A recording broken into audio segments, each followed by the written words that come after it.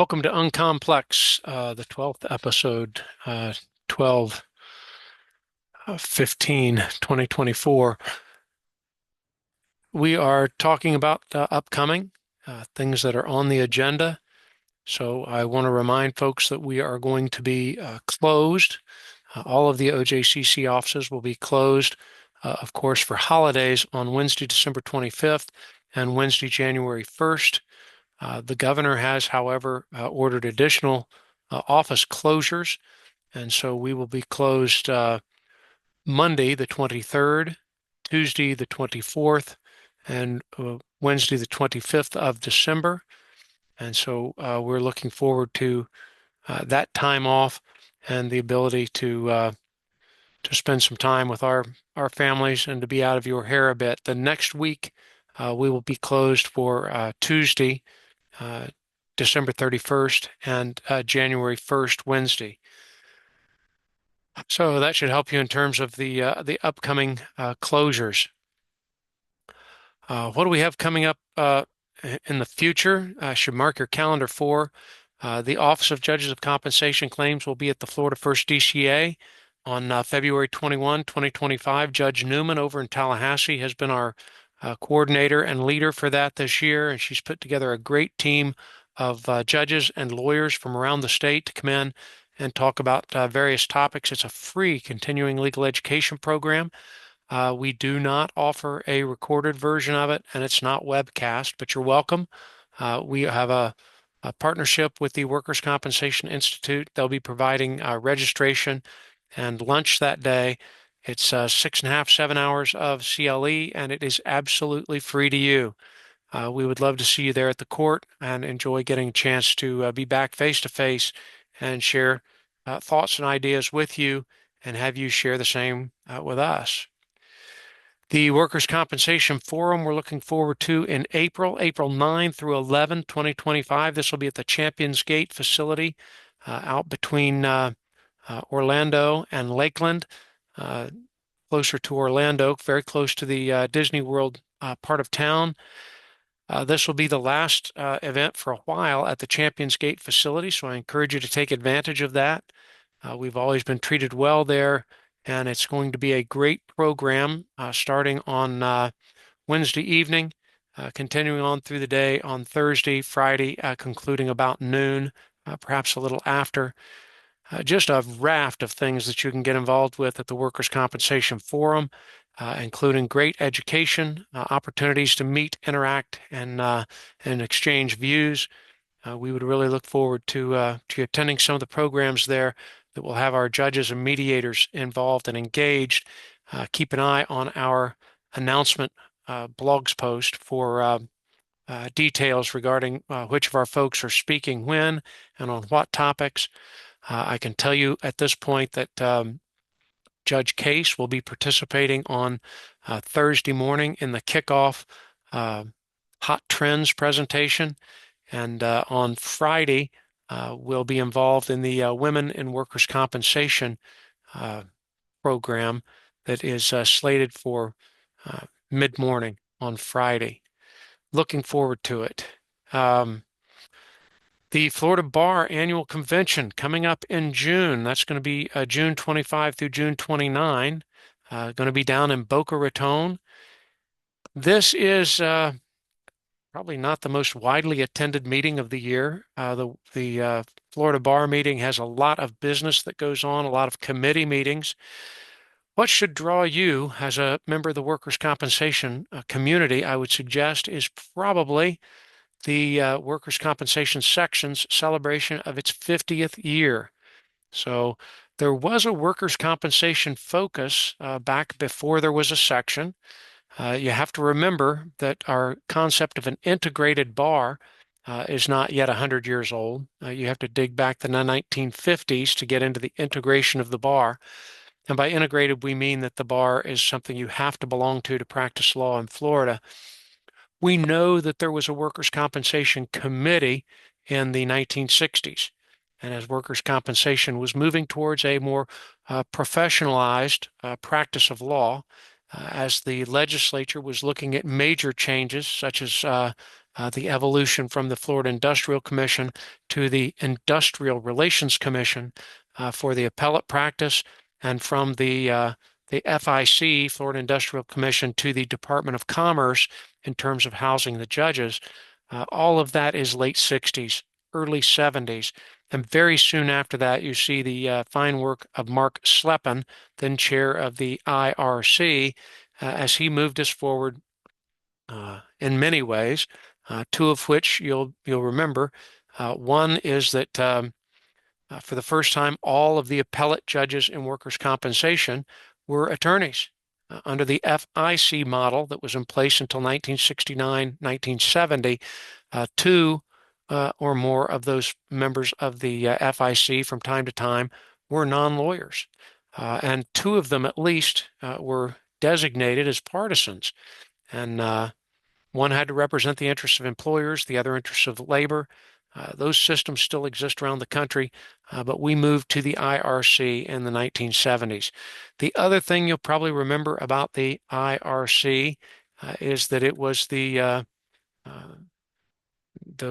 central appellate process for workers' compensation. That is important because still today we have a central system, the First District Court of Appeal. But in those days, it was the IRC. They held oral arguments in Tallahassee, and they expanded from 3 members to 5 members because of the workload. Literally hundreds and hundreds of appeals filed in those days. The judges' decisions were not nearly as final as we find many of them today. And because we hadn't worked into the mediation process, it's fair to say that a lot more cases went to trial back then. We're working hard to document some of this history for you, and we look forward to bringing it to you in many ways in coming days. 1979, they did away with the IRC, and the cases moved to the first DCA. So anybody that suggests to you that the first DCA hearing all workers' comp appeals in Florida is something odd or different, you could point out to them that the appellate review of workers' comp cases in Florida have always all been in Tallahassee, Florida, since 1935. Also at the convention, that 50th anniversary is going to include a dinner that is going to be a ball put on by the section, and should be a great opportunity to get back face to face with a lot of people that you may have known or heard of, meet new friends, and really be part of the community. So we recommend it. Finally, looking at August 17th through 20, we're going to be back in Orlando for the Workers' Compensation Institute. On the 17th, Sunday afternoon, we will have a meet and greet for the judges of compensation claims and the mediators. We will be somewhere there in the Marriott Hotel. Watch the announcement blog page for details. We'd love to see you come out, shake hands, have a conversation or two, and see where you are in terms of the workers' comp community and help you be a part of it. I'm sure other events will come up in time, and we'll do our best to document those, put them up on the blog, and save it for perhaps future blog posts. So what else can we talk about today that is important going on in workers' compensation? I wanted to talk a bit about due process. So when a petition for benefits is filed, that is a jurisdictional event. The District Court of Appeal has described that the filing of the petition is what, in fact, gives the judge of compensation claims jurisdiction over this dispute, whatever it is. That could be for medical benefits, it could be for indemnity benefits, it could be for penalties, interest, transportation. My goodness, the smorgasbord is very broad in terms of what a claimant may be entitled to. So when the petition is filed, that's what gives the judge jurisdiction. That's one element of due process. But a bigger element of due process, and one that I commend to your consideration, is that there must be in due process both notice and an opportunity to be heard. We hear that time and time again in the process of completing law school and passing the bar exam. But time and again, I run into folks who are sort of avoiding or mistaking that process.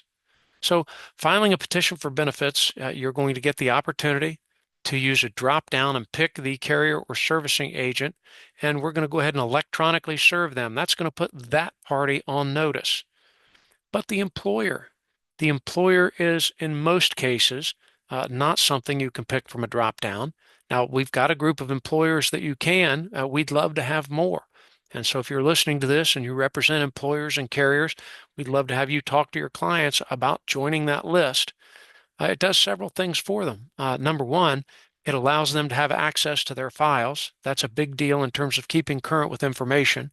It also allows them to be electronically served, and that way that petition for benefits in any case is not out there floating around in the U.S. Postal Service or in the back of a truck someplace waiting to be delivered to them.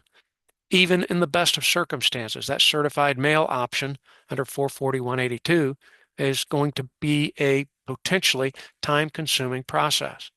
So by your employer signing up to have electronic service, they can get those petitions for benefits more rapidly, have them go to the right individual, so they're not being mailed to some franchise operation or some store someplace. And it should make the process easier and simple. If you do not have a registered employer involved in your case, that petition still needs to be served by certified mail on the employer. Well, we're seeing from time to time that that's not occurring. Now, is that a absolute necessity? Well, in terms of due process, it is.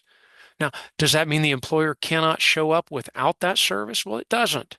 And so time and again, a carrier is getting that notice with a petition and they're reaching out to their insured and they're getting everybody on the hook, on the line, and they're getting them brought into the case. And that's all well and good, but it doesn't always happen. And it's the claimant's responsibility under the statute to serve that petition on both the employer and the carrier. We give you a path for the carrier and some of the employers in the state. So due process requires that service. That's what's going to put the employer on notice that they have a workers' compensation case, because it may well be that the relationship that's been described to the claimant's attorney between the alleged employer and the alleged carrier may not be as solid as may have been represented or thought. And so you may have good service on a carrier or servicing agent that doesn't effectuate service by some sort of voluntary appearance on the employer. You need to serve that by certified mail. Time and again today, we're seeing instances in which that information about who the employer is being sort of accepted at face value. So the injured worker is coming in and saying, I worked for XYZ company. They had a poster up at the facility, and the poster said they're insured by ABC Insurance, and the claimant's attorney is sort of taking that at face value. Unfortunately, particularly in construction projects, but in other instances also, we see examples where the work that was being performed was not actually for XYZ. XYZ was on that job site. XYZ maybe owned that job site, but the work was being performed for some sort of a subcontractor, some sort of a vendor. And so the accident's being reported or claimed against the wrong employer. And when you do that against the wrong employer, A, you're going to delay things a bit, okay? But B, you're going to become perhaps dependent upon those folks that you have served, that XYZ company, to help you find and figure out how to serve who the actual employer was and find out who their carrier is. So from the due process concern, we devolve next into a conversation about discovery. Now, the fact is that you have every opportunity before a petition is filed or after to conduct discovery. And so you need to reach out and take that employer representative deposition, that corporate representative deposition. And that means setting the person that you believe is the employer, setting them for a deposition and asking them the questions. Was this individual your employee? Did you know that they had an accident on such and such a date? Can you tell me about that accident, etc.? Who is your insurance company? Who's your workers' compensation coverage with? If they claim that they're not the employer, well, then that's a perfect opportunity while you've got them there to ask, well, have you ever heard of so-and-so, the injured worker? Do you know who she or he might have been working for on this date, doing this kind of work at your job site? Another perfect opportunity in that discovery is to go ahead and ask about payroll, go ahead and ask about issues of authorization for care, and get those balls rolling in terms of the case getting on the right track. And it's entirely possible that having done so, gotten the right people involved, getting everybody on notice, you may have the case literally work itself out in terms of various defenses like compensability or notice falling off the table. So I encourage both the concept of due process and the concept of discovery. What do you do where you filed the petition and it turns out that you filed against a company that's not the employer? Now you know who the employer is and you'd like to get them involved in the case. What could you do? Well, you could file a new petition. That new petition could be served on that now brought into the case or now at the forefront employer and their carrier. That would involve them in the process. You'd want to be early in the process, hopefully, when you do that. Or, or you might get a stipulation to bring them into the process. That's where we're running into a bit of a rub from time to time. So if you've filed against XYZ and against ABC Insurance, and it turns out that they're not the employer carrier, you can't, based on their stipulation that the employer is PDQ and the carrier is RSW, okay, bring them into the case. They can stipulate that they're not the appropriate employer carrier, but they can't stipulate that someone else is and have that stipulation be binding and a substitution for service of the petition on who the correct employer is. So who could? Well, when you find out that it's PDQ is actually the employer, you can reach out to PDQ. You can simply explain to them, hey, we've got these issues. Do we need to file a petition for benefits against you, right? A new one and serve it. Or we could serve you the existing petition for benefits. It wouldn't have their name on it. That might cause them some concern, right?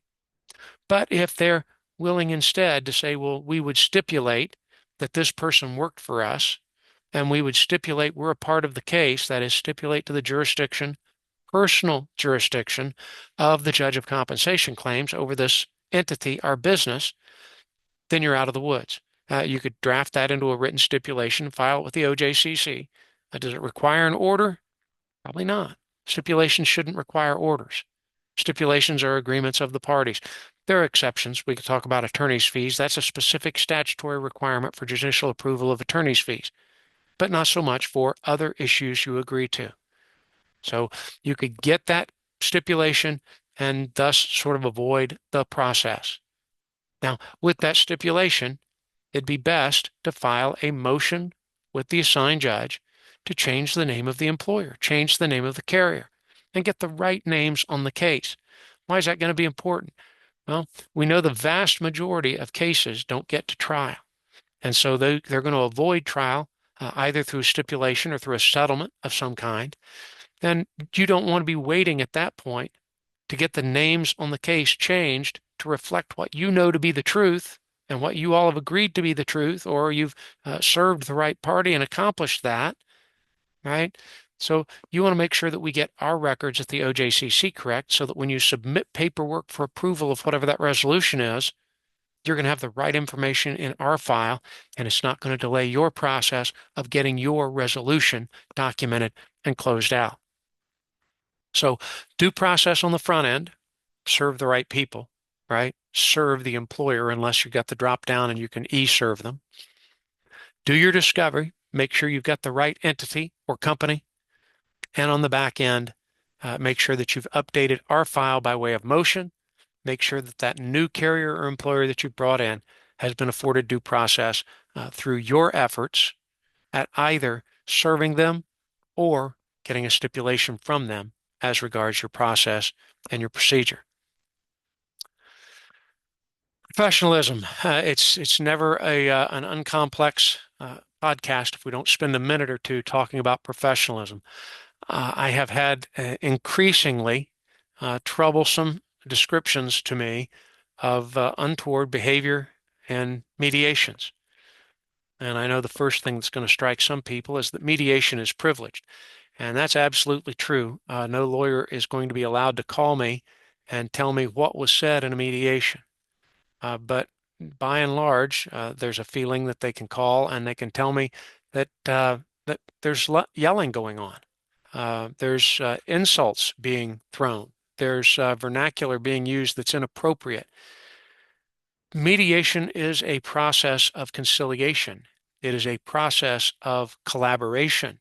It is a process that is informal, more informal even than our hearings, and it's a process in which we demand the respect of each other.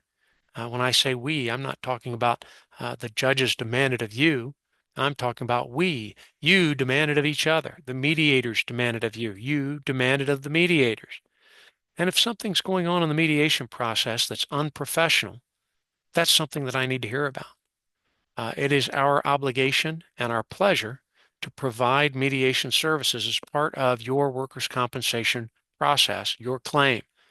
For us to do that effectively and efficiently, we need people to show up at mediation. We really would like you to turn on your cameras. There's nothing more difficult than trying to talk with someone when you can't see them. The telephone is a wonderful device. Interaction by verbiage is fantastic, but folks, the video really takes it to a whole new level. We need you to log in. We need you to stay calm, cool, and collected. And we need you to stick to the facts, stick to the law, stick to your claims and your defenses, and let the mediator help you work towards some resolution of those issues and claims. It is not a place for screaming. It's not a place for using obscenities or throwing threats. It is not a place for untoward insults. It's a place of professional interaction for the hopeful purpose of creating a relationship between employer, carrier, and claimant, and perhaps having that relationship result in some degree of resolution or agreement regarding the disagreements, the claims in a particular case. I like to throw in a warning about mediation. Folks need to understand that agreements made at mediation may very well be determined to be valid and binding, even though no document has been signed. When you go into mediation, both sides of the coin need to be focused on the fact that what is said at mediation, what is documented in that mediation agreement, may very well be held against the other party in terms of enforcing an agreement. So too often, particularly with settlements, we are seeing difficulties, and the issue is the filing of a motion to compel mediation agreement or motion to compel settlement. In that, we see conflicting testimony from time to time. We see difficult circumstances, and it makes the process challenging at best. Final hearings need to be the same way. We do not need anybody at final hearings to be showing up with anger, with expletives, with raised voices. For some reason, it doesn't seem to happen much in hearings. I don't hear about it too often. It does happen occasionally. It's inappropriate. These are tribunal proceedings. No, we're not a court. I tell people all the time we're at least a half gallon, perhaps even a gallon, but we're not a court. We're a tribunal. And the people who come and practice here, who have claims and who have defenses, they need to come with their dignity intact. They need to be professional. They need to put on their claims and defenses and have the matter tried to its conclusion. It is not the place, again, for raised voices. It's not the place for insults, not the place for innuendo. The entire practice of law, I'm really troubled. It's 2024. I was just listening to an attorney recently who explained that she faces in 2024 the continued, let's call it diminutive language, the misogynistic language of lawyers referring to her as honey and hun. Wow. I can't think of anything that is more A, disrespectful, B, inappropriate. That's perhaps worse than the screaming. The screaming, you might find that someone's sort of lost their temper and maybe they get it back under control and apologize. But the use of diminutive terms to try to belittle or to try to subjugate somebody really is inappropriate. Um, Impatience with people's differences is not going to help you to build collaboration and to come to an agreement of some kind as regards resolution of claims, defenses, or the entire case. Um, People may not be from the same culture you are. They may not speak the same language that you do. They they may not have the same fundamental core values that you have. And that's all well and good. We're all here together, and unfortunately, we meet oftentimes when circumstances are difficult. Difficult because there's difference of opinion. Difficult because there are claims and defenses that are not agreed upon, and we've got to be in a position to mediate and to adjudicate those challenges. Why are you referring to someone as honey? Um, it just doesn't make sense, number one. Um, Number two, it's just flat inappropriate. Another point on that tack, the younger person that told this story related that a 30-some-year lawyer explained that they had been practicing this 30-some years and that the young lawyer didn't know what they were talking about. Um, well, the fact is, a lot of us have been doing this for a lot of years, and from time to time, even the old folks in the room, like myself, get a piece of statute pointed out to them that we haven't read or haven't read in a long time. And the fact is that there's a decent chance that anybody involved in litigation may be able to point us to something that we should be thinking about, cognizant of, and familiar with.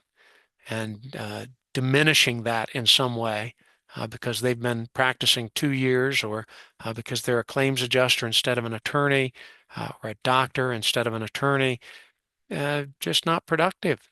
Open your ears and listen. I'm not asking you to agree. I'm asking you to be courteous in terms of listening to what the other person has to say. And if you're not careful, every once in a while you might learn something that's worthwhile. And nothing wrong with learning. I try to learn a little something every day. It doesn't always work, but goodness knows I'm trying.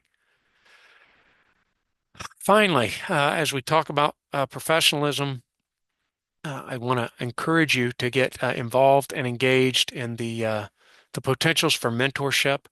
There are a lot of them out there around the state where you can get engaged with, connected to young people, and you can provide mentorship in a formal setting. I would suggest to you that in the old days of workers' comp, there were a lot of informal opportunities for mentorship, and you could still have those today. What am I talking about? Well, following a deposition with a lawyer younger than you, where you spot something that perhaps wasn't done as well or as skillfully or artfully as could have been, when it's over with, you might just ask, can you spend a moment with her or him and say, I appreciate what you're doing here. Do you mind if I give you a little advice? And offer them that guidance on how they might authenticate a document better, more smoothly, um, how they might address a witness more graciously or differently, how they might adjust the cadence or the pace of their speech in order to accomplish what they're trying to accomplish. Those opportunities literally are arising on a daily basis out there in the normal practice of law. They're arising out there in the world of adjusting claims. And so there are opportunities all the time to reach out to people you see performing various tasks and jobs and to offer them a helping hand in terms of doing a little better the next time. This is a community. And I've practiced law years ago against a great many folks that are still involved in workers' compensation, and a great many of them helped me, even though they were on the opposite side of the table. A great many of them helped me, even though they're on my side of the table, competing for the same clients. That's what community is all about. It's important. And so I urge you to take advantage of those mentorship opportunities when you get the chance. With that, and my apologies, we're not taking questions today because the audio version, when this was originally recorded, did not come out on the recording. And so this has been re-recorded for your listening pleasure. We wish you a happy holiday season, and we'll be back perhaps in January 2025 with UnComplex. We'll see how the feedback on that goes. Be well.